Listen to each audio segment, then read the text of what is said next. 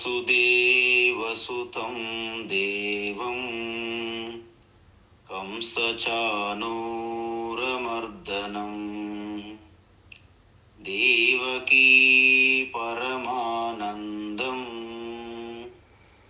కృష్ణం వందే జగద్గురుం కృష్ణం వందే జగద్గురుం తీర్త్వా మోహార్ణవం హత్వా రాగద్వేషాదిరాక్షసాన్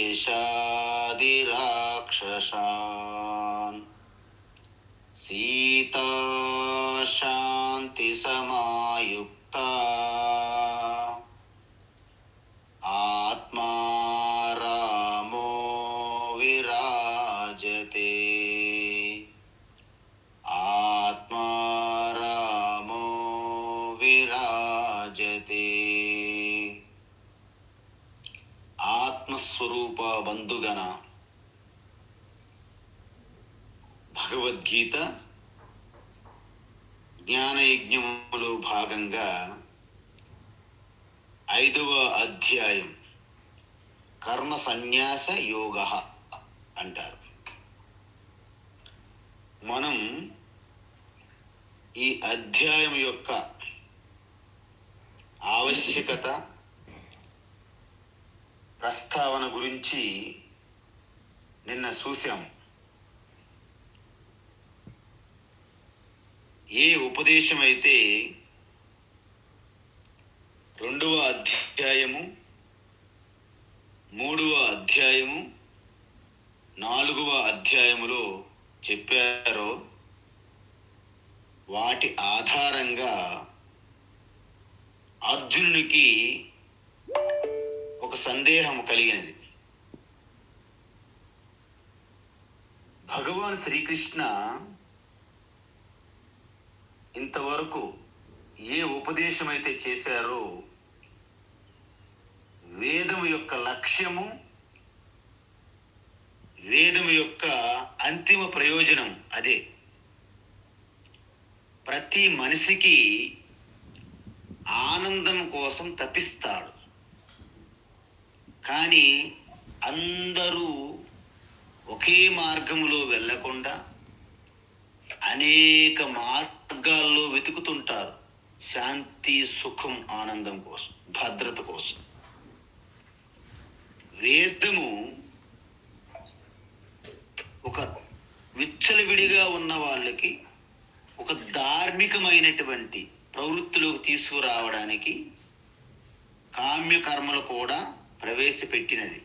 అంటే కోరికలతో కూడి కూడా కర్మలు చేయండి. మొట్టమొదటి కిండర్ గార్డెన్స్ స్కూల్ అనమాట అది. మెల్లమెల్లగా కామ్య కర్మలు తగ్గించి లోకోద్ధారణకై సమాజమే దృష్టిలో పెట్టుకొని కోరిక లేకుండా నిష్కామ కర్మలు చేస్తే అది మహాయజ్ఞం అవుతుందని చెప్పారు. ఈ కర్మలన్నీ చేసి చేసి మీకు ఎప్పటికీ కూడా కర్మ ఫలాలు శాశ్వతం కావు అని తెలుస్తుంది. అప్పుడు నాకు శాశ్వతమైనటువంటి నిత్య ఫలం కావాలి కదా. నిత్యము శాశ్వతం ఏంటి? మోక్షం. మరి మోక్ష ఫలం కావాలంటే కర్మల వలన సాధ్యం కాదా? కాదు అని స్పష్టం చెప్పింది వేదం. మరి కర్మల వలన నాకేమిటి లాభము అని మన ప్రశ్న. అయితే వేదం ఏమంటున్నదంటే, నువ్వు నిష్కామంగా ఈశ్వర అర్పణంగా నువ్వు కర్మలు చేస్తే నీ కళ్యాణము జరుగుతుంది, నీకు భౌతికమైన సంపద వస్తుంది, ఆధ్యాత్మిక సంపద అంటే అంతఃకరణ శుద్ధి జరుగుతుంది అని చెప్పింది. ఆధ్యాత్మిక సంపద అంటే అందరికీ చూపెట్టుకోవచ్చు, బయట భౌతిక సంపద అంటే అందరికీ చూపించుకోవచ్చు. ఆధ్యాత్మిక సంపదతో నాకేం లాభం అని మన ప్రశ్న. అంటే అంతఃకరణ శుద్ధి, ఈ పవిత్రమైనటువంటి హృదయం అనేది ఆధ్యాత్మిక సంపద. అది ఉంటేనే ఈశ్వరకు ఉండవలసినటువంటి ఐశ్వర్యం ఏదైతే శక్తి, ఆ జ్ఞానము, ఆ అనంత ఆనంద మోక్ష పదము, ఆధ్యాత్మిక సంపద అంటే అంతఃకరణ శుద్ధి ఉన్న వాళ్ళకే లభ్యమగును అని వేదం చెప్పింది. ఓహో, అంత ప్రయోజనం ఉందా? అయితే ఈశ్వరార్పణంగా నేను కర్మలు చేసి వచ్చే ఫలాన్ని ఈశ్వర ప్రసాదంగా భావిస్తే నాకు మోక్షం వస్తుందా? అప్పుడు వేదం ఏముంటుందంటే అప్పటికీ మోక్షము రాదు అంటుంది. మరి ఈశ్వరార్పణంగా స్వార్థం లేకుండా లోక కళ్యాణం చేస్తే నీ ఆధ్యాత్మిక సంపద అంతఃకరణ శుద్ధి జరిగి నువ్వు ఆత్మ విద్యను తెలుసుకోవడానికి యోగ్యత సంపాదిస్తావు. అందువలన ఈ ఈశ్వరార్పణంగా సకల కర్మలు చేయడాన్ని, ఈశ్వర ప్రసాదంగా ఆ ఫలాలను స్వీకరించడాన్ని కర్మయోగము అంటారు అని చెప్పి, కర్మయోగము నిష్ఠ ద్వారా ప్రతి ఒక్కరూ పాటించి తరువాత శాస్త్రం చెప్పినటువంటి ఆత్మతత్వం గురు ఉపదేశము ద్వారా శ్రవణము, వినడము, మననము, సంశయం లేకుండా నివృత్తి చేసుకోవడము, నిధిధ్యాసనము, పదే పదే పదే చింతన చేసి ఆ ధ్యాన స్థితిలో ఉండడం, ఈ మూడింటి ద్వారా నీ ఆత్మతత్వాన్ని అధ్యయనం చేయడాన్ని జ్ఞానయోగం అంటారు అని చెప్పింది. అంటే ప్రతి మనిషి కర్మయోగం చెయ్యాలి, చిత్తశుద్ధి పొందాలి, జ్ఞానయోగంలో ప్రవేశించాలి, జ్ఞాననిష్ట పొంది ఆత్మానందములో ఉంటూ ఆడుతూ పాడుతూ 3 పువ్వులు 30 కాయలుగా జీవితాన్ని ఆనందభరితం చేసుకోవాలని వేదం యొక్క కోరిక, ఆశ, లక్ష్యం కూడా. దానిని దృష్టిలో పెట్టుకొని భగవాన్ శ్రీకృష్ణ అందరికీ అందుబాటులో ఉండే స్పష్టమైనటువంటి నిర్దేశంతో మార్గదర్శనంగా ఒక టార్చ్ బేరర్, అంటే ఒక టార్చ్ లైట్ లాగా మన చేతికి భగవద్గీత ఇవ్వడం జరిగింది. డైరెక్ట్గా పైనుండి రిలీజ్ చేయడానికి అవదు కాబట్టి ఒక అవతారమూర్తిగా మాయా శరీరం ధరించి అర్జునుడనే ఒక శ్రేష్టమైనటువంటి భౌతిక సంపద పొందినటువంటి ఒక వ్యక్తిని పట్టుకొని అవకాశం కోసం ఎదురు చూస్తూ యుద్ధరంగంలో ఆ అవకాశం చిక్కడం వలన భగవద్గీత ఆవిర్భవించింది. ఈ యొక్క స్కీము అర్జునుడికి చెప్పడం జరిగింది 2వ అధ్యాయంలో. కర్మయోగం యొక్క విస్తారము 3వ అధ్యాయంలో మనము చూసాము. జ్ఞానయోగం యొక్క విస్తారము 4వ అధ్యాయంలో మనము చూసాం. అయితే అర్జునుడి సందేహం ఏమిటంటే, ప్రతి మనిషి మోక్షం పొందాలంటే మొట్టమొదట కర్మయోగం చెయ్యాలి, తరువాత జ్ఞానయోగం చెయ్యాలి. మన పిల్లలు డాక్టర్లు, ఇంజనీర్లు కావాలంటే ఎలిమెంటరీ స్కూలు, హై స్కూల్ చదవాలి, ఇంటర్మీడియట్, డిగ్రీ, పీజీలో, ఎంబీబీఎస్లో వెళ్ళాలి. ఇది స్కీమ్. అయితే ఈ 2 సాధనలు చేయడానికి మీరు జీవన విధానంలో ఎంచుకునే మార్గం ఉన్నది అని భగవాన్ చెప్పారు. ఏంటి మార్గాలు? 4 ఆశ్రమాలు ఉన్నప్పటికీ ఏంటవి? బ్రహ్మచర్యము, గృహస్థము, వానప్రస్థము, సన్యాసము ఆశ్రమాలంట.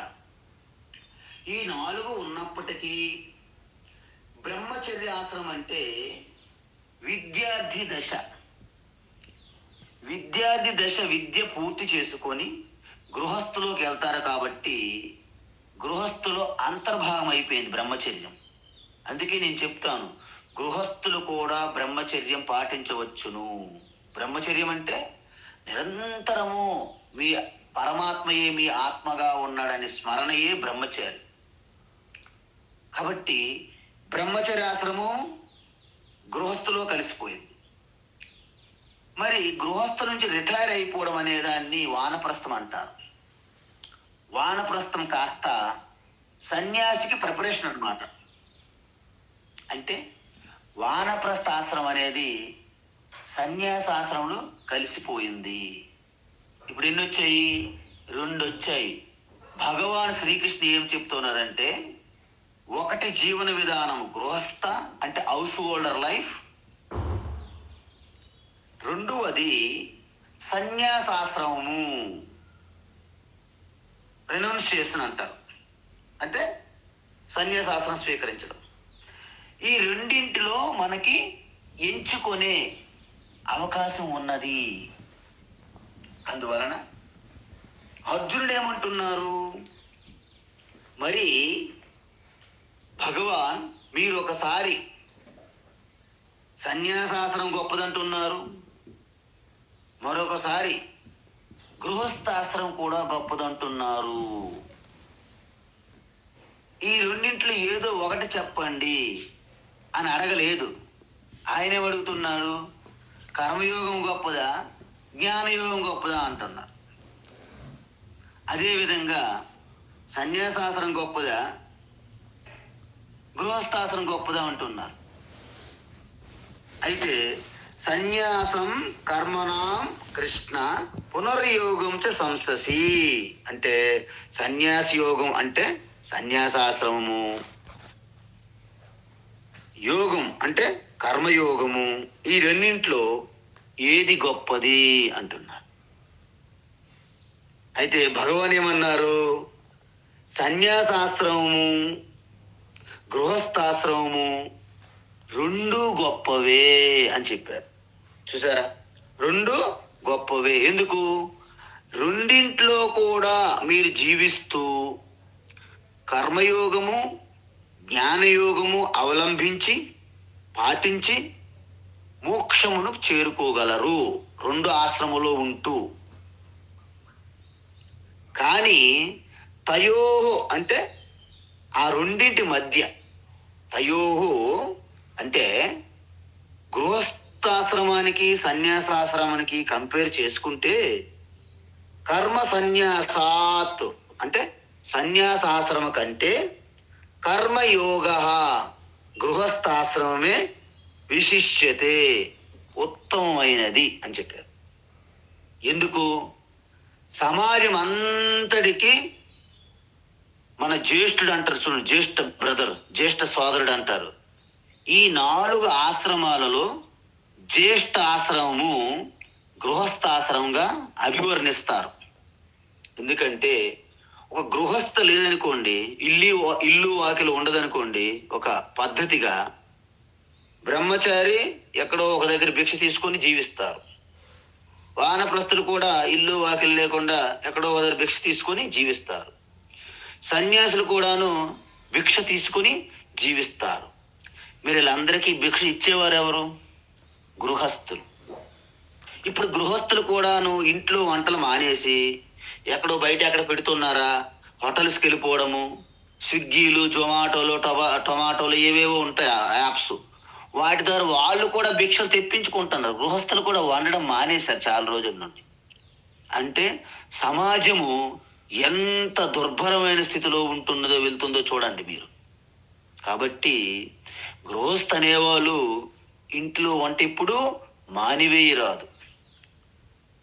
ఈ విధంగా ఈ రెండింటిలో సన్యాసాశ్రమ కంటే గృహస్థాశ్రమే గొప్పది అని భగవాన్ చెప్పారు. ఎందుకు అలా చెప్పారంటే, ఆయన ఒక మాట చెప్పాలనుకుంటారు మనకి. మీకు 3 అవకాశాలు ఉన్నాయి. ఏంటివి? ఫస్ట్, గృహస్థులుగా ఉంటూ కర్మయోగం పాటించి తర్వాత జ్ఞానయోగం ద్వారా మోక్షాన్ని పొందవచ్చును. అంటే మీరు సన్యాసాశ్రమంలోకి ఎప్పుడు వెళ్ళాల్సిన పని కూడా లేదు. ఇది మొదటి జీవన విధానం. రెండవ జీవన విధానం ఏమిటి? విద్యార్థి దశ నుండి బ్రహ్మచర్యం నుండే డైరెక్ట్గా సన్యాసం స్వీకరించవచ్చు. అంటే గృహస్థగా వెళ్ళకుండా, అంటే ఏంటి? బ్రహ్మచర్యం నుండి గృహస్థ కాకుండా సన్యాసి అయిపోవడం. అంటే ఏంటి? సన్యాసికి కూడా కర్మయోగం చేస్తూ జ్ఞానయోగము ద్వారా మోక్షం పొందవచ్చును. మరి మూడో మార్గం ఏంటి? బ్రహ్మచారిగా ఉంటూ అధ్యయనం చేసి గృహస్థాశ్రమం స్వీకరించి ఇల్లు వాకిలి చక్కబెట్టుకొని గృహస్థ ధర్మాన్ని పాటిస్తూ రిటైర్ అయిపోయి సన్యాసాశ్రమంలో ప్రవేశించవచ్చును. అంటే గృహస్థుగా అద్భుతంగా కర్మయోగం చేసి సన్యాసాశ్రమంలో జ్ఞానయోగం చేస్తూ మోక్షం పొందవచ్చు. ఈ విధానాన్ని ఉపనిషత్తుల్లో చెప్పారు. జాబాల ఉపనిషత్తు, బ్రహ్మచర్యం సమాప్య గృహీ భవేత్, గృహీ భూత్వా వని భవేత్, వని భూత్వా ప్రవ్రజేత్ అన్నారన్నమాట. ఏం చెప్పారు జాబాల ఉపనిషత్తులో? బ్రహ్మచర్యం పూర్తిగా అధ్యయనం చేసి శాస్త్రాలు పారాయణాలు ఉచ్చారణ చేస్తారు కదా, వేదం, మనం వేద పాఠశాల అంటారు కదా మన వాళ్ళు, అదంతా బ్రహ్మచర్య ఆశ్రమం అన్నమాట.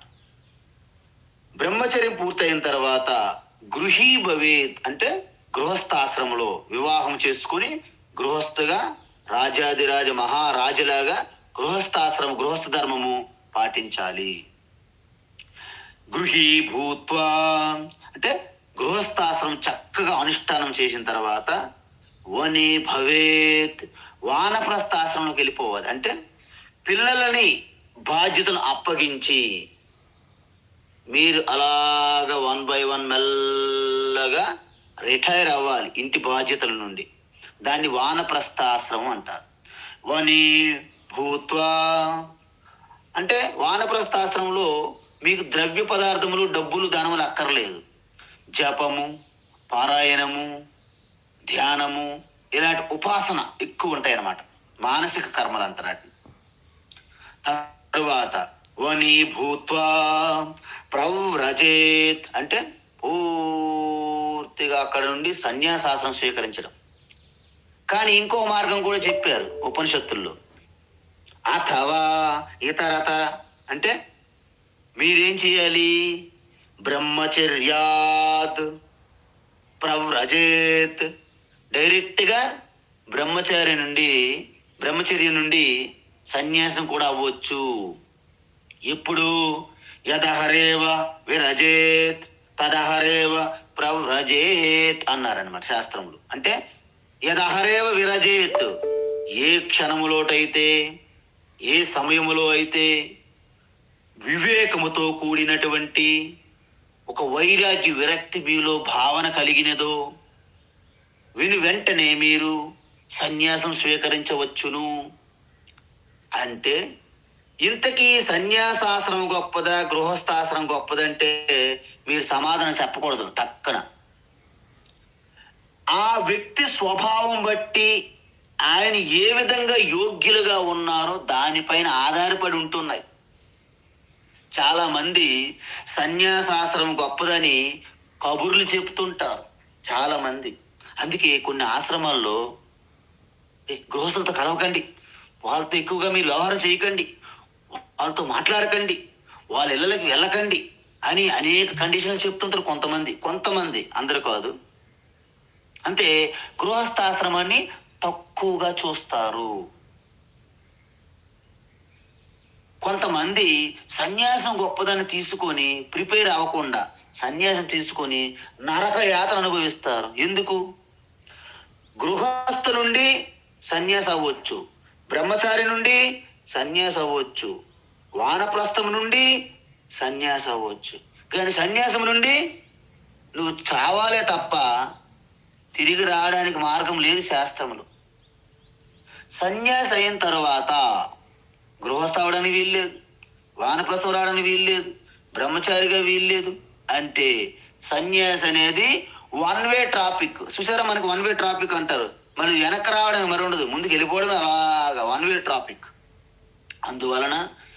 అందువలనే ఈ మధ్యన మీరు టీవీల్లోను పేపర్లోను చూడండి, యూట్యూబుల్లోను ఇంటర్నెట్లోను అందరూ మిథ్యాచారులు విడివిడి జ్ఞానముతో ఏదో ఆకర్షణలకు లోనయ్యి సన్యాసులు తీసుకొని సన్యాస ఆశ్రమానికి సనాతన ధర్మానికి మచ్చ తీసుకొస్తున్నారు. కాబట్టి మా గురువులు మా గురు పరంపరలో ఎవరు పెడితే వారికి సన్యాసము ఇవ్వరు. అందువలన ఈ సన్యాసాస్త్రం తీసుకోవాలంటే దానికి సంసిద్ధత అయి ఉండాలి, మెచ్యూరిటీ ఉండాలి. అప్పుడు సన్యాసి ఆశ్రమాన్ని కూడాను ఆనందరామ ఆత్మారామగా ఎంజాయ్ చేస్తారు. గృహస్థాశ్రమం కూడా అంతే, దానికి కూడా మీకు ఆనందంగా ఆస్వాదించగలగాలి. అప్పుడు గృహస్థాశ్రమం అంటే ఒక కింగ్ అనమాట, రాజు ఆశ్రమం అనమాట అది. అందువలన భగవాన్ ఏమంటున్నారంటే రెండు ఆశ్రమాల్లో కూడా లాభం ఉన్నది, నష్టం ఉన్నది. మీరు విషయం చెప్పండి, ఇప్పుడు ట్రాఫిక్ ఉన్నది, ట్రాఫిక్ సిగ్నల్, అందరం వెళ్తుంటాం, అక్కడ రెడ్ సిగ్నల్ దగ్గర మనం అందరము ఆగాలి. కానీ విఐపి ఎవరు, అంబులెన్స్ వచ్చింది అనుకోండి, వాళ్ళు వెళ్ళిపోతారు. ఆ విధంగా మనిషి కొంతమంది ఎక్సెప్షన్స్ ఉంటాయి. అందరికీ సన్యాసాశ్రము పనికి రాదు. ఎక్సెప్షన్గా కొంతమంది సంసిద్ధులై ఉంటారు, వాళ్ళు మాత్రమే డైరెక్ట్గా సన్యాసాశ్రమం తీసుకోవచ్చు. కానీ సమాజంలో 100కి 95, 96, 97% గృహస్థులుగానే ఉండాలి, ఉంటారు. గృహస్థాశ్రములో పూర్తిగా ఉండి జ్ఞానం పొందవచ్చును, లేదా గృహస్థాశ్రమం చివరికి సన్యాసంలోకి వెళ్ళవచ్చు. ఇది ఈ 3వ మార్గమే వేదం ముఖ్యంగా చెప్పింది.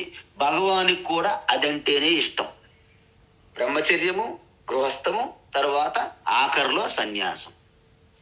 అయితే ఈ రెండు ఆశ్రమాలలో లాభాలు చూసాము, నష్టాలు చూసాము. లాభం ఏంటి? గృహస్థాశ్రములో అద్భుతమైనటువంటి కర్మయోగం చేయడానికి మీకు అవకాశం ఉంటుంది. కానీ బాధ్యతలు ఎక్కువగా ఉండడం వలన జ్ఞానయోగం చేయడం అనేది కష్టం అనిపిస్తుంది. మీరు చూడండి, ఇంతవరకు అనేక కర్మయోగం చేస్తున్నారు మీరు, కర్తవ్య కర్మలు. 11వ తేదీన భగవద్గీత జయంతి ఉత్సవం అంటే చాలా మంది అమ్మలు మా సొంతం మా కుటుంబంలోనే వివాహం ఉన్నది, మేము రాలేము. చూసారా, ఆ రోజు అద్భుతమైనటువంటి జ్ఞాన యజ్ఞానికి మీరు రాలేకపోతున్నారు. అది మీ తప్పు కాదు, మీరున్నటువంటి ఆశ్రమ ధర్మము, గృహస్థాశ్రమ ధర్మం అది. అందువలన మీరు చాలా మంది ఆ కార్యక్రమం రాలేకపోతున్నారు. అనేక ఇష్యూస్ ఉంటాయి. ఇలాంటి ప్రాబ్లము గృహస్థాశ్రమంకు ఉన్నది. కానీ లాభం ఏంటి? తాత్కాలికమైనటువంటి భద్రత, ఆ సొలేస్, అవన్నీ ఒక రకంగా మీకు అనారోగ్యమైన వేడి నీళ్ళు కాసి మెడిసిన్స్ తెచ్చి తిన్నారా, కూర్చున్నారా, చుట్టూ అడిగే వాళ్ళు ఉంటారు. సన్యాసికి నువ్వు ఉన్నావా పోయావని అడిగేవారు ఎవరు ఉండరు. తర్వాత అందరూ ఒక్కొక్కరు వచ్చి స్వామీజీ మేము ఒంటరిగా ఉన్నాము, మేము బాధపడిపోతున్నాం అంటారు. కానీ ఎప్పుడు కూడా స్వామీజీ మీరు ఎలా ఉంటున్నారు, ఒంటరిగా ఉంటున్నారు, ఎలా గడుస్తుంది, ఎవరు అడగరు. సన్యాసి దగ్గరికి వచ్చి ప్రతి ఒక్కరూ వాళ్ళ యొక్క సమస్యలు చెప్పడమే తప్ప మీరు ఎలా ఉన్నారు స్వామి అని ఒక్కరు అడగరు. ఎందుకు? సన్యాసి ఏంటంటే అలా గాలి పీల్చుకుని అలా బ్రతికేస్తుంటారు, వాళ్ళకి ఏంటి వీటితో పని అనుకుంటారు చాలా మంది. అది ఉచితం కాదు.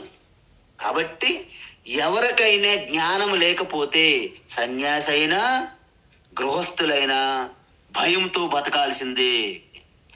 ఎవరికైతే జ్ఞానం ఉంటుందో వాళ్ళు గృహస్థులైనా సన్యాసులైనా వాళ్ళు నిశ్చింతగా, ఆనందంగా, ధైర్యంగా, అభయంగా, భయం లేని స్థితిగా ఉంటారు అని చెప్పారు. అందుకే ఇంతకీ దీని యొక్క ముఖ్యమైన ఉద్దేశం ఏమిటి?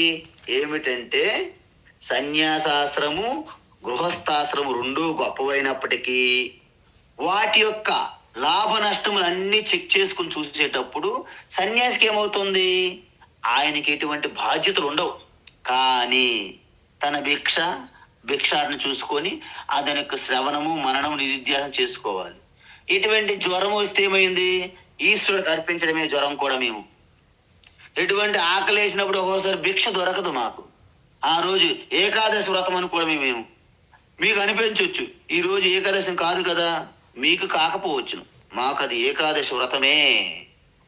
అలా భావించుకొని సన్యాసి దానికి కూడాను అంగీకరించాలి. ఈ విధంగా సన్యాసాశ్రము గృహస్థాశ్రము రెండూ గొప్పవైనప్పటికీ సమాజం అందరికీ అందుబాటులో ఉండేది గృహస్థాశ్రమము. ఎవరో ఒక అనన్యులు అంటే ఎక్సెప్షన్స్ వారికే సన్యాసాశ్రమం డైరెక్ట్గా తీసుకోవచ్చును అని చెప్పి భగవాన్ ఓటు గృహస్థాశ్రమంకి వేశారు. అంటే మీరందరూ విజయం వైపు ఉంటే నేను వాటం వైపు ఉన్నానన్నమాట. యాజ్ ఏ సన్యాసిగా నేను ఓడిపోయే పార్టీలో ఉన్నాను, మీరందరూ పక్కా గెలిచే పార్టీలో ఉన్నారు కృష్ణ భగవాన్ ప్రకారం. కాబట్టి ఇప్పుడు ఏమంటున్నారంటే జ్ఞేయస్స నిత్య సన్యాసి, జ్ఞేయస్స నిత్య సన్యాసి, జ్ఞేయస్స నిత్య సన్యాసి, యో న ద్వేష్టి న కాంక్షతి, యో న ద్వేష్టి న కాంక్షతి, యో న ద్వేష్టి న కాంక్షతి, నిర్ద్వంద్వో హి మహాబాహో, నిర్ద్వంద్వో హి మహాబాహో, నిర్ద్వంద్వో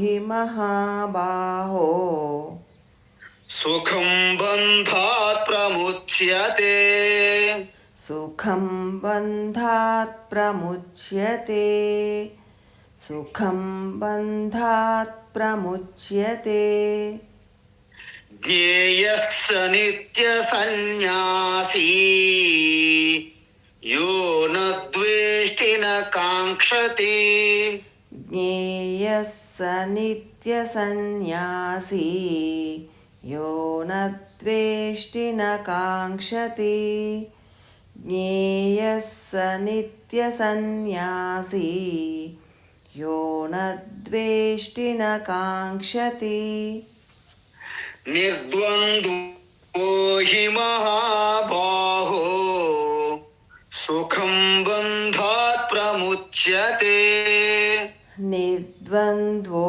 హి మహాబాహో, సుఖం బంధాత్ ప్రముచ్యతే, నిర్ద్వంద్వో హి మహాబాహో, సుఖం బంధాత్ ప్రముచ్యతే. ఇక్కడ అర్జునుడు ప్రశ్న సందేహం ఏంటంటే, ఎందుకంటే కృష్ణ భగవాను బయటవే కాదు అన్ని కూడా చూడగలడు అన్నమాట స్వభావం దృష్టితో. అర్జున్ డౌట్ ఏంటంటే, ఇది ఏదో బాగుంది, రెండూ బాగున్నాయి అన్నారు, కానీ సన్యాసాశ్రమం కంటే గృహస్థాశ్రము గొప్పదంటున్నారు, కానీ రెండింట్లో జీవన విధానములు ఉండి కూడా మోక్షం పొందవచ్చు కదా.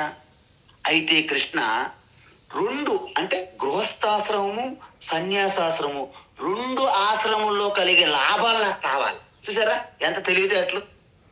సన్యాసాశ్రమంలో లాభం ఉంది నష్టం ఉంది అన్నారు, గృహస్థాశ్రమంలో లాభం ఉంది నష్టం ఉంది అన్నారు. అర్జునుడికి అధిక తెలివితేటలు ఏంటంటే, గృహస్థాశ్రమంలో లాభం ఉన్నది కదా, ఆ లాభం నాకు కావాలి, సన్యాసాశ్రమంలో లాభం ఉన్నది అన్నారు కదా, ఆ లాభం నాకు కావాలి.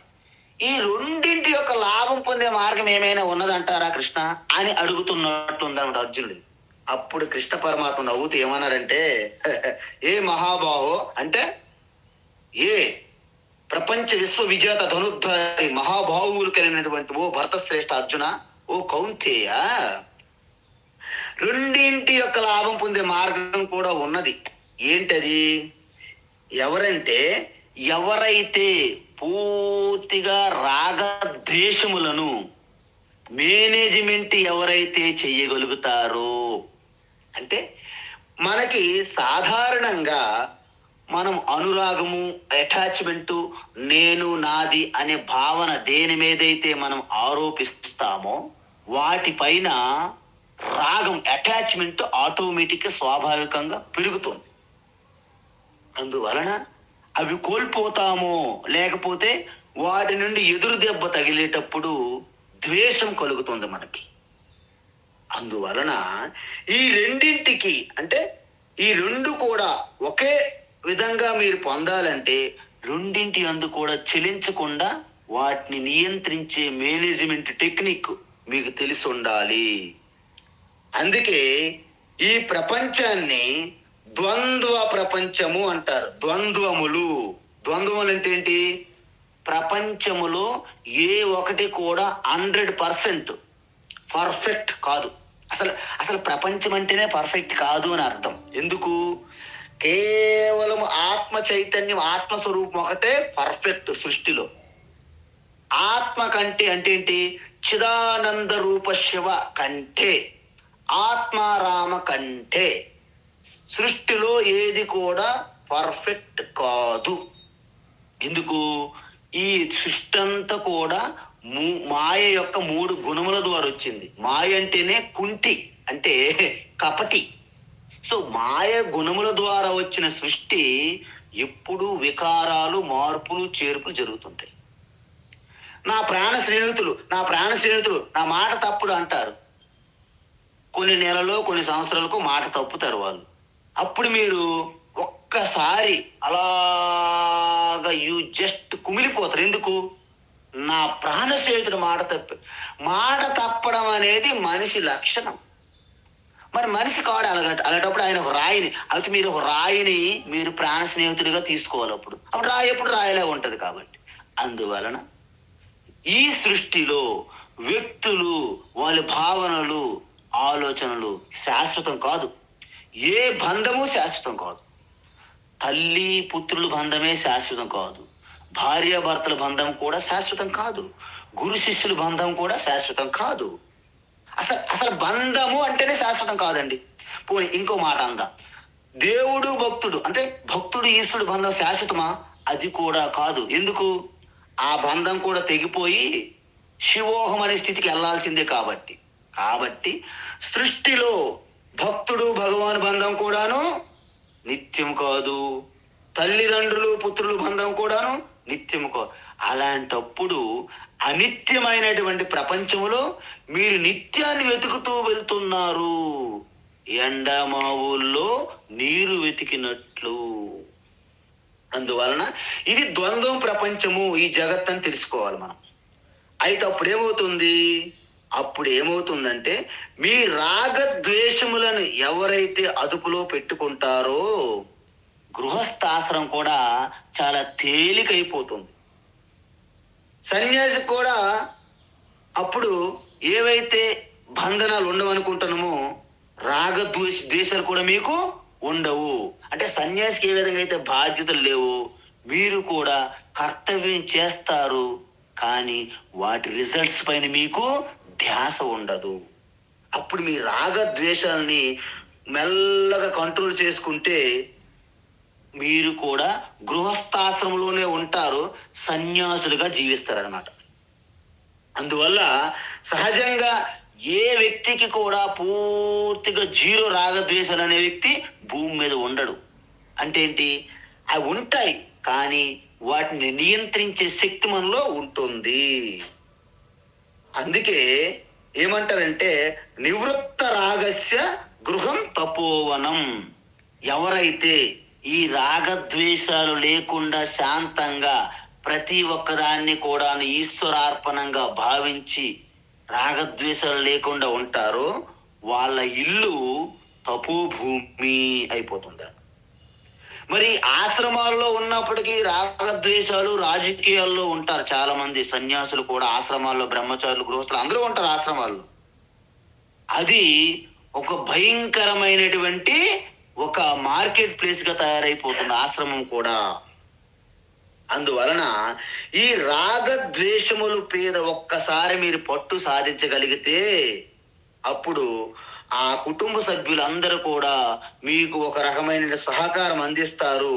అప్పుడు మీరు ఎటువంటి ఆశ్రమాల వైపు మీరు వెతకాల్సిన పని ఉండదు. ఎవరికి ఎవరైతే నా ద్వేష్టి నా కాంక్షతి. ఇక్కడ ద్వేష్టి అంటే ద్వేషము, కాంక్ష అంటే రాగము. కాంక్ష అంటే రాగము. ఏ తెలివైన వ్యక్తి ఎవరు కూడాను ద్వేషించకుండా ఉంటారో వారు సన్యాసికి వాళ్ళకి ఏమీ తేడా ఉండదు. కేవలము బయట వస్తువులు వేషం అంటే వస్త్రధారణ మాత్రమే భేదము. ఈ విషయం మనము చూసాం. జనకుడు, సాక్షాత్ కృష్ణ పరమాత్మ, అనేక మంది రాజర్షులుగా ఉండేవాళ్ళు. వాళ్ళు నిత్య సన్యాసి అని తెలుసుకో అర్జున. అంటే సన్యాసాసన స్వీకరించారనే కాదు, వాళ్ళు శాశ్వతమైనటువంటి సన్యాసులే. నిత్య సన్యాసి ఎవరు? రాగద్వేషములను పూర్తిగా అదుపులో పెట్టి నియంత్రించుకొని ఈ ద్వంద్వాలు అంటే ద్వంద్వాలకి ఎటువంటి చెల్లించకుండా, సుఖ దుఃఖాలకి, శీతము ఉష్ణము, లాభము నష్టము, జయము పరాజయము, ఇదంతా ప్రపంచ జగత్ యొక్క స్వరూపే ద్వంద్వములు. వాటికి మీరు చెల్లించకుండా ఎవరైతే తన సమత్వమైనటువంటి నిశ్చలమైనటువంటి ప్రశాంతతో ఉండగలుగుతారో వారు గృహస్థులైనా సన్యాసులైనా వారే నిత్య సన్యాసి అన్నారు.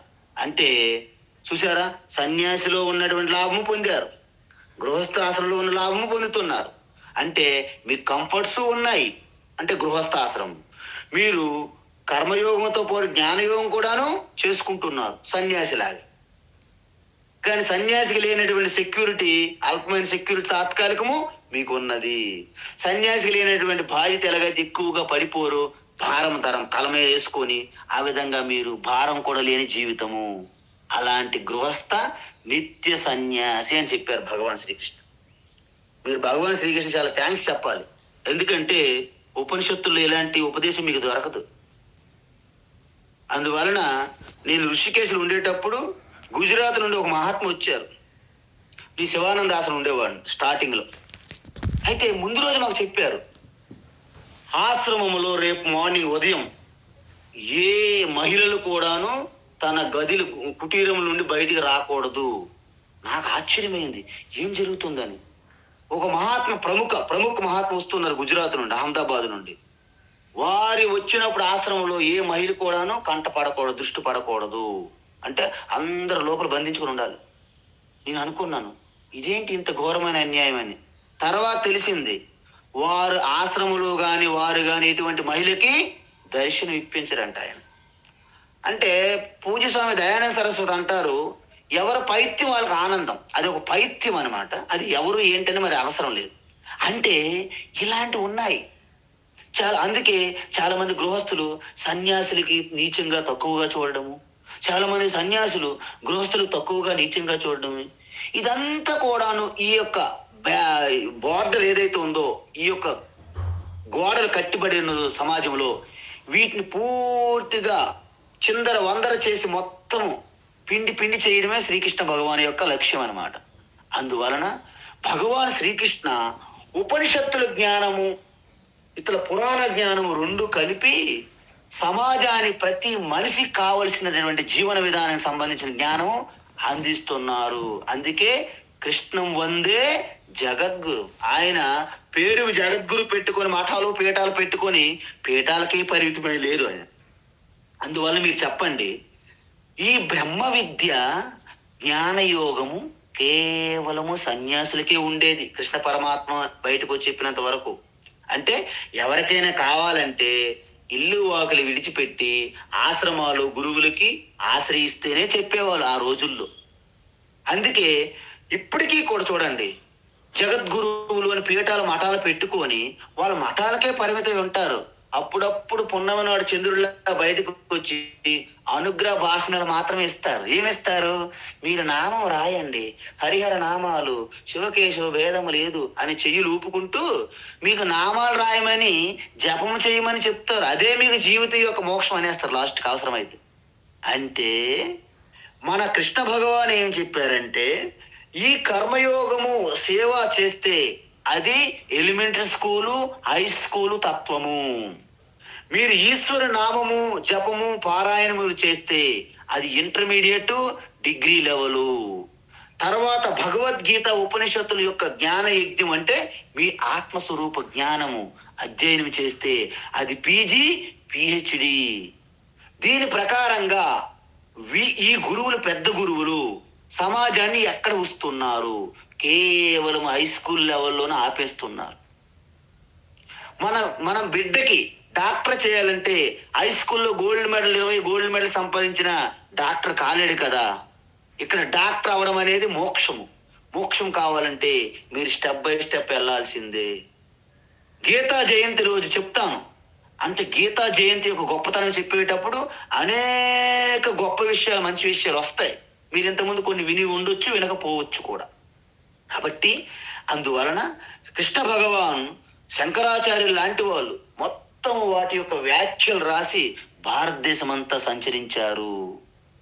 వారిని స్ఫూర్తిగా తీసుకునే వివేకానంద స్వామి, చిన్మయానంద స్వామి, దయానంద స్వామి, మా గురువు గారు, వీళ్ళంతా ఈరోజు రామకృష్ణ మిషను, చిన్మయ మిషను, ఆర్ష విద్య గురుకులాలు చేస్తున్నటువంటి సేవ ఏ మఠాలు పీఠాలు కూడా చేయట్లేదు. వాళ్ళు జగద్గురువులుగా పెట్టుకున్నప్పటికీ మీరే గమనించండి. ఈరోజు మీకు నేను భగవద్గీత ప్రతిరోజు చెప్తున్నానంటే కారణము జగద్గురు పీఠాలు కాదు, మఠాలు కాదు. మీరు గమనించాలి. ఏ వివేకానంద అయితే శక్తి, సామర్థ్యం, స్వేచ్ఛ ఆ బలాన్ని మాకు స్ఫూర్తిగా ప్రేరణగా అందించారో వారి ప్రేరణతోనే నేను చెప్తున్నాను, నిర్భయంగా చెప్తున్నాను. యజ సన్యాసి హిందీలో చెప్తారు, సర్వతంత్ర స్వతంత్ర నా సిర్పర కోయి అంటారనమాట.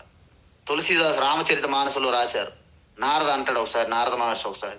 అందువలన మేము అత్యంత ఏమి లాభాపేక్ష లేకుండా మీ అందరికీ భగవద్గీత, కృష్ణ భగవాన్ యొక్క ఆ మిషన్, ఆయన యొక్క ప్లాను, ఆయన యొక్క పథకం మీ అందరికీ అందితే అదే మాకు బ్రహ్మానందం. కాబట్టి ఈ విధంగా చెప్పి ఎవరైతే మీరు చూడండి, సన్యాసులు కూడాను మీకు చెప్పాను చాలా వరకు, వాళ్ళు కూడా మిథ్యాచారులుగా చాలా మంది ఉంటారని. భజగోవిందంలో శంకరాచార్య స్వయంగా చెప్పారు. జటిలో ముండి లుంచిత కేశ కాషాయాంబర బహుకృత వేష పశ్యన్నపి చ న పశ్యతి మూఢః ఉదర నిమిత్తం బహుకృత వేష భజ గోవిందం భజ గోవిందం గోవిందం భజ మూఢమతే. ఏ మూఢమతే? నీవు జటిలో ఉండి అంటే మొత్తం ముండేం చేసుకొని మొత్తము అంత అంటే బోడి గుండు అంటారు చూసారా, గుండు బోడు గుండు గుండు గుండు అంటారు. అంటే మెరుస్తుంటది అనమాట. అంటే దానికి మంచి మంచి ఆయిల్లు కూడా రాసుకుంటూ గుండెను మెరిపిస్తుంటారు అనమాట. ఓహో బ్రహ్మ వచ్చస్సు, మహాజ్ఞాని అని ఒక రకంగా తీర్చిదిద్దుతారనమాట ఆకర్షణకి. తర్వాత లుంచిత కేశ, జుట్టు గెడ్డములు అలాగ పీకేస్తుంటారు అనమాట తపస్సు అనేసి. కొంతమంది జటిలో ముండంటే ఒక జటలేస్తారు, కొంతమంది ముండేం చేస్తారు. ఇంకా అనేక పట్టు వస్త్రములు, అనేకమైన మాలలు, రకరకాల వేషధారణ. ఇవన్నీ ఏంటి? వాళ్ళందరికీ తెలుసు ఇదంతా ఆడంబరము, తాత్కాలికము, క్షణికమని. కానీ వాటిని పట్టుకుని వదలలేకపోతారనమాట. దీన్నే మిథ్యాచార అన్నారు భగవాన్ కృష్ణ 3వ అధ్యాయంలో. ఈ విధంగా మనం ఎవరమైతే మన స్వధర్మాన్ని, మన కర్తవ్యాన్ని ఈశ్వరార్పణగా పాటిస్తూ వచ్చిన ఫలాన్ని ప్రసాదంగా స్వీకరిస్తారు, దాన్ని కర్మయోగం చేస్తూ దాంతో పాటే జ్ఞానయోగం చేసే ఆ గృహస్థులు ఉన్నారు, వాళ్ళు ధన్యులు సుమా అని భగవాన్ చెప్పి, ధర్మబద్ధమైన వాటిగాను అంటే మీకు ఎప్పుడు అవి బంధించవు. అంటే కోరలు లేని పాముని ఎలాగైతే మనం మెడలో వేసుకొని తిరుగుతారో భగవాన్ శివలాగా మీరు. కర్పూర గౌరం కరుణావతారం సంసార సారం భుజగేంద్రహారం. భుజగేంద్రహారం అంటే ఆ యొక్క పాము మెడలో ఉంటా చూసారా, భుజగేంద్రహారం సదా వసంతం హృదయారవిందే భవం భవానీ సహితం నమామి. అప్పుడు ఆ శక్తి, ఆ మాయాశక్తి మీకు సరెండర్ అయిపోతుంది. అప్పుడు మీరు చిదానంద రూప శివ అంటే, ఆ స్వామి మీకు ఏ విధంగా హెల్ప్ చేయగలను, what can I do for you you know. మనం ఎక్కడికైనా వెళ్ళేటప్పుడు రిసెప్షన్ ఉంటుంది, అక్కడ ఒక 2-3 అమ్మాయిలు పెడతారు. వాళ్ళు ఎవరు? డ్యామ్ సెల్స్ అంటే అప్సరసలు అని అర్థం.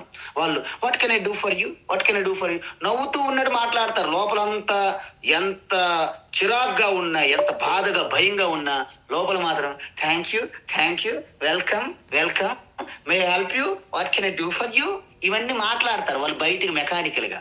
కానీ మీరు అలా మెకానికల్ కాదు, మీరు స్వాత్మ ఆనందంతో మీ మాటలు రావాలి. ఈ కొన్ని గ్రూపులు ఉన్నాయి మన సమాజంలో ఆడపిల్లలకి నాశనం చేయడానికి. వాళ్ళ పేర్లు కూడా నాకు చెప్పాలనిపించట్లేదు, నా నోటని రాకూడదు. అది ఏదో కుమారీస్ అంటారు, కుమారీస్ ఏం బ్రహ్మో ఏదో మూఢ కుమారీసో బ్రహ్మకుమారి తెలియదు నాకు అది. అయితే వాళ్ళు మనకి ఎయిర్ ఫోర్స్లో మనం ఫ్లైట్ లోపలికి వెళ్తే ఎలాగైతే అక్కడ ఉంటారో ఆ విధంగా థ్యాంక్ యూ, ధన్యవాదాలు, thank you, good morning, good evening అని స్వీట్ వర్డ్స్ అనమాట. ఆ విధంగా మన ఆడపడుచులకి చాలా మంది బ్రెయిన్ వాష్ చేసేస్తున్నారు. మన సనాతన ధర్మము సంప్రదాయం నుండి తప్పించేస్తున్నారు, మాయ చేస్తున్నారు. చేపకి ఎలాగైతే ఏదో ఒక ఎర చూపెట్టి గేలం వేస్తున్నారు, అలాంటి వాతావరణంలో మన పిల్లలకి చిన్నప్పటి నుంచి మనము భగవద్గీతను పరిచయం చెయ్యాలి. ప్రతి ఆడపిల్ల బయటికి వెళ్ళేటప్పుడు చేతిలో ఒక చిన్న పాకెట్ భగవద్గీత బుక్ పెట్టించాలి. మనము జుట్టు కట్టుకోవాలి, జుట్లు విరబూసుకొని ఇలాగా ఒక మందర, ఒక పూతన, ఒక శూర్పణఖలాగా ఇలా జుట్లు విరబూసుకొని వెళ్తున్నారు. అందుకే మొన్న నేను ఒక విషయం చెప్పా, జుట్టు కట్టుకో, బొట్టు పెట్టుకో, గీత పట్టుకో, గీత తెలుసుకో, రాత మార్చుకొని చెప్పాను మొన్న. చెప్పక తప్పదు, మరి చెప్పాలి. అందువలన మీరు ఈ యొక్క సంప్రదాయాన్ని గౌరవిస్తే మీకు ధర్మము సంప్రదాయము మీకు రక్షిస్తుంది. కవచం వలె హనుమాన్ కవచం, పంచముఖ హనుమాన్ కవచం మీ వద్ద ఉంటుంది. అప్పుడు ఆ విధంగా చెప్పి ఇంకా మీకేమవుతుంది, బంధా ప్రముచ్యతే. బంధం అంటే ఏంటి? ఈ రాగద్వేషాలతో కుమిలిపోతున్న ఈ సంసార బంధనం, కర్మ బంధనం నుండి మీరు తేలిగ్గా బయటపడతారు. ఎలాగా? సుఖాత్ అంటే తేలిగ్గా అవలేలుగా బయటపడతారు అని చెప్పారన్నమాట భగవాన్ కృష్ణ. చెప్పిన తర్వాత ఏమంటున్నారు, ఇంకా భగవాన్ అక్కడతో ఆగట్లేదు, ఆయన రెచ్చిపోతున్నారన్నమాట. ఏంటి? సాంఖ్యయోగౌ పృథక్ బాలాః, సాంఖ్యయోగౌ పృథక్ బాలాః, సాంఖ్యయోగౌ పృథక్ బాలాః, ప్రవదంతి న పండితాః, ప్రవదంతి న పండితాః, ప్రవదంతి న పండితాః,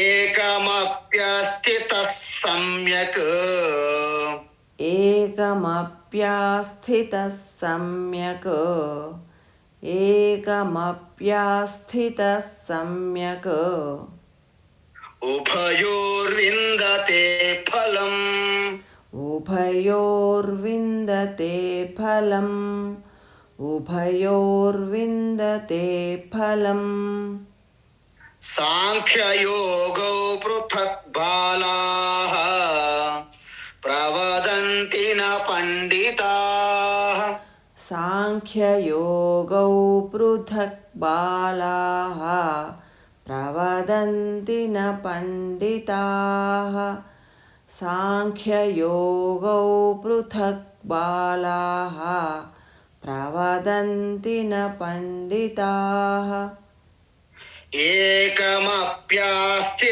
సమ్యక్, ఉభయోర్విందతే ఫలం, ఏకమప్యస్థితః సమ్యక్, ఉభయోర్విందతే ఫలం, ఏకమప్యస్థితః సమ్యక్, ఉభయోర్విందతే ఫలం. ఉత్తమం.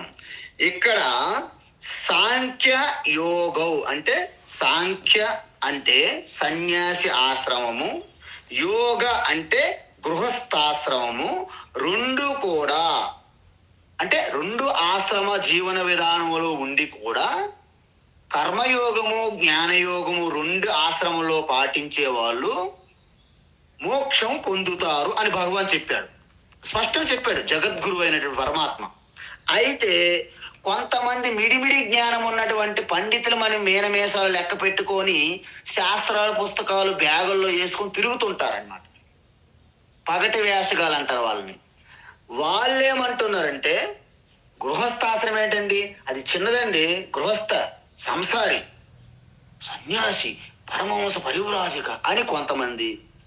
ఏమి సన్యాసులండి, కాషాయాలు వేసుకొని బిచ్చగాల్లాగా గృహస్థాశ్రమం గొప్పదని కొంతమంది.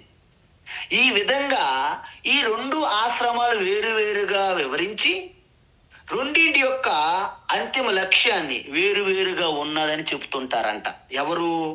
ఆ పండితులే. కానీ వాస్తవానికి వాళ్ళు పండితులు జ్ఞానులు కాదు. వాళ్ళు బాలాహ. బాల అంటే చిన్న పిల్లలండి. వారికి ఎటువంటి జ్ఞానోదయం లేదు, వివేకం. అంటే వీళ్ళు మేసాలు గడ్డాలు ఉన్నా కూడా వీళ్ళు బాలలు లాంటి వాళ్ళని అర్థం కృష్ణ భగవాన్ అంటున్నారు. అందువలన నువ్వు గృహస్థాశ్రమంలో ఉన్నావా, నువ్వు సన్యాసాశ్రమంలో ఉన్నావా అనేది ముఖ్యం కాదు. ఎందుకు? నువ్వు ఏ ఆశ్రమంలో ఉన్నప్పటికీ కర్మయోగము జ్ఞానయోగము చేస్తే రెండు ఆశ్రమంలో కూడాను నువ్వు అనుకున్నటువంటి ఈ యొక్క మానవ జన్మ యొక్క లక్ష్యం ప్రయోజనము మోక్షం పొందుతావు అని పక్క చెప్పారు.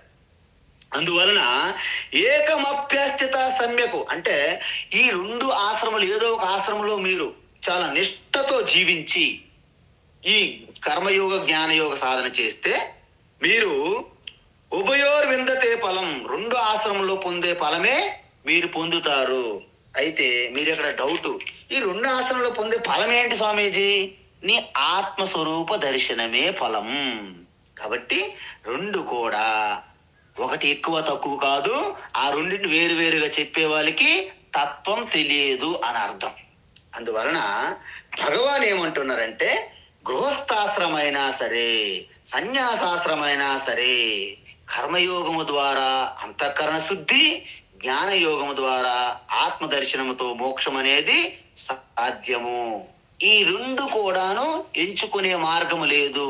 కానీ సన్యాసాశ్రమం జీవిస్తావా గృహస్థులో జీవిస్తావా అనేది మీ చేతిలో ఎంచుకునే ఒక అవకాశం ఉన్నదని స్పష్టం చేశారు.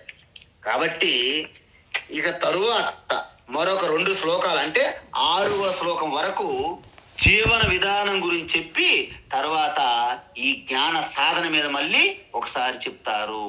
హరి ఓం తత్సత్. సర్వం శ్రీకృష్ణార్పణమస్తు. హరి ఓం స్వామీజీ. హరి ఓం మహాదేవా మహాదేవా మహాదేవా. హరి ఓం శ్రీ గురుభ్యో నమః. హరి ఓం స్వామీజీ. హరి ఓం స్వామి, ప్రణామాలు, నమస్కారం. హరి ఓం స్వామీజీ, ప్రణాం ప్రణాం. మీరు వేళ చెప్పారు కదా సన్యాసి అయిన తర్వాత ఇంకా గృహస్థులు రాకూడదు అది. అవును స్వామీజీ, అది యథార్థం. అది యథార్థం. ఎందుకంటే సన్యాసి దీక్ష ఇంకా పూర్తి దీక్ష. అది పేర్లు అన్ని మారిపోతాయి కదండి. మారిపోవడం కాదు స్వామికి. మనిషి చనిపోయిన తర్వాత ఆత్మ శ్రాద్ధం, నాకు నేను శ్రాద్ధం చేసుకొని గురువు గారి నామం ఇచ్చారు వ్యవహారికంగా.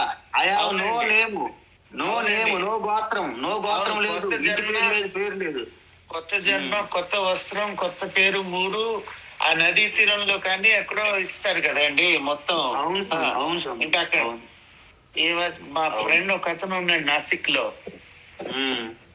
అతను పోలీస్ డిపార్ట్మెంట్ లో చేస్తాడండి. అతను వాళ్ళ వైఫ్ చనిపోయింది, ఒక 5-6 years అయిపోయింది చనిపోయి. Still is in police department. నేను మొన్న అప్పుడు డాక్టర్ సాబ్ క్యా కరు ఐసా హోగా అంటే నేను అన్నాను, ఈ పిల్లలందరూ కొద్దిగా భక్తిగా మాట్లాడతాడు అనమాట. ఓ అద్భుతం. పెళ్లి చేసుకుంటా అంటే చేసుకో, లేకపోతే అవసరం లేదు, పెళ్లిడికి వచ్చిన పిల్లలు ఉన్నారు, ఇప్పుడేం పెళ్లి చేసుకుంటావు, ఇంకెలాగో 3 ఏళ్లలో రిటైర్ అయిపోతావు, హ్యాపీగా ఎక్కడైనా ఆధ్యాత్మికంగా వెళ్ళి అదని చెప్పి ఉండండి. అంటే పెళ్లి చేసుకుంటే చేసుకో, నీ ఇష్టం, అది నేను అవుతాను. కానీ దిస్ ఇస్ నాట్ ఇంకా మ్యారేజ్ చేసుకుంటే టైం కాదు, ఇంకా అయిపోయింది. పిల్లలు ఉన్నారు ఇంట్లో, ఇంకేం చేసుకుంటావు నువ్వు అనేవాడిని. ఉమ్. వయసు వచ్చిన తర్వాత కొద్ది రోజులు పోయిన తర్వాత మేనా షాదీ కరుంగా, షాదీ నైకియా ఇది అని. ఆయనకి ఏం తెలియదు కాబట్టి. మొన్న నేను నాసిక్ వెళ్ళానండి. ఆశ్చర్యం ఏంటంటే నాకు చెప్పలేదు, వేరే వాళ్ళు చెప్పారు.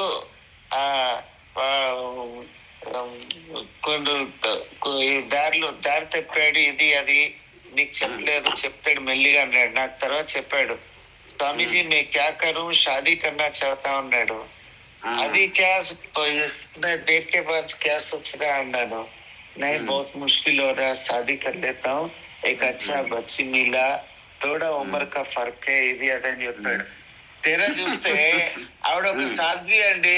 ఆవిడేమో ఈయన పెళ్లి చేసుకుంటుంది. మళ్ళీ సన్యాసం తీసుకుంది, సన్యాసం కూడా వదిలిపెట్టేసి నేను అలా ఎలా చేసుకుంటుంది ఆవిడ సన్యాస దీక్ష తీసుకున్నాక. అంటేనే उनको भी कुछ प्रॉब्लम है, शादी कर ले रहे हो, मैं क्या करूं तुम्हारे सरदर्द है, मैं क्या बोलूं, जाओ मजे करो. స్వామీజీ ఒక మాట నేను చాలా మంది గృహస్థులను చూస్తుంటే వీళ్ళు సన్యాసుల కంటే ఇదే గొప్ప కదా అనిపిస్తుంది. ఎందుకంటే సన్యాసి అంటే నీవు ఆత్మ ఆనందంతో నిరంతరం ఉండాలి. నేను ఏ రోజైతే ఋషికేశులు అడుగు పెట్టానో ఆ రోజు ఎంత తీవ్రమైన కోరికతో సన్యాసం తీసుకోవాలని ఉందో ఇప్పటి వరకు అదే తీవ్రత పెరుగుతుంది తప్ప తగ్గలేదు సన్యాసి మీద. అవునండి. అంటే సన్యాసి ఏదో ఎవరో ఫ్యాసినేట్ అయిపోయి వివేకానంద స్వామి, ఆనందమయ మాతాజీ వాళ్ళు గొప్పలు, శారదాదేవి లేకపోతే శివానంద, దయానంద ఇలాగా వాళ్ళని చూసుకొని మనము రంగంలో దిగిపోతే ఏమవుతుంది? సర్వ